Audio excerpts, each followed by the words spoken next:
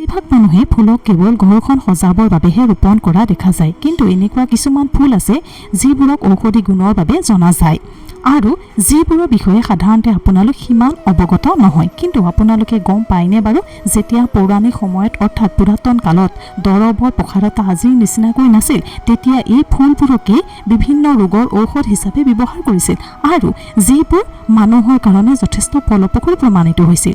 তেনে এবিধ ফুলৰ বিষয়ে আজি এই ভিডিঅ'ত আপোনালোকৰ লগত আলোচনা কৰিবলৈ আগবাঢ়িছোঁ। যিবিধ ফুলৰ আয়ুৰ্বেদিক তথা ঔষধি গুণৰ বিষয়ে আপোনালোকৰ লগত আলোচনা কৰিবলৈ আগবাঢ়িছোঁ সেইবিধ হৈছে আমাৰ সকলোৱে পৰিচিত নাৰ্জী ফুল।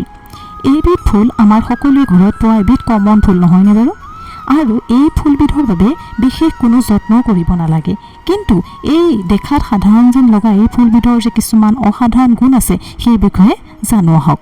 নাৰ্জী ফুলত vitamin A, vitamin B, mineral আৰু এণ্টিঅক্সিডেণ্ট প্ৰপাৰ্টিজ পোৱা যায় আৰু যি বিভিন্ন ৰোগৰ প্ৰতিষেধক হিচাপে সহায়ক হয়। ইয়াক মুখ্যতঃ চুলি সৰা, ডেণ্ড্ৰফৰ কাৰণে আৰু দাঁতৰ বিভিন্ন সমস্যা যেনে পায়েৰিয়া, মুখ গোন্ধোৱা আৰু বেয়া দাঁতৰ প্ৰতিষেধক হিচাপে ইয়াক ব্যৱহাৰ কৰা হয় আৰু ইয়াৰ উপৰি ইয়াত এণ্টিফাংগাল প্ৰপাৰ্টিজ পোৱা যায়। সেয়েহে ইয়াক আমি কটা ঘাঁ, খজুলি, এলাৰ্জি, ফোঁহা আদি বিভিন্ন স্কিনৰ ৰোগৰ ক্ষেত্ৰত ব্যৱহাৰ কৰা হয়। হয়তোবা আপোনালোকেও ইয়াক ব্যৱহাৰ কৰিছে।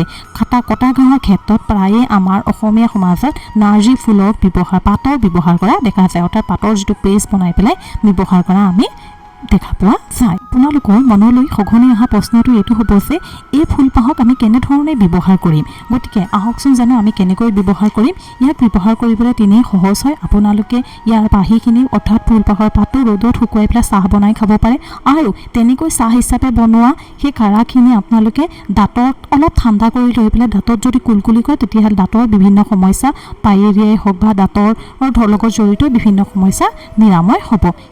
শেষত এই ভিডিঅ'টো চাই আপোনালোকৰ যদি কিবা উপকাৰ হোৱা যেন লাগিছে তেন্তে মোৰ চেনেলটো শ্বেয়াৰ কৰিব, ছাবস্ক্ৰাইব কৰিব আৰু লাইক কৰিবলৈ নাপাহৰিব। ধন্যবাদ।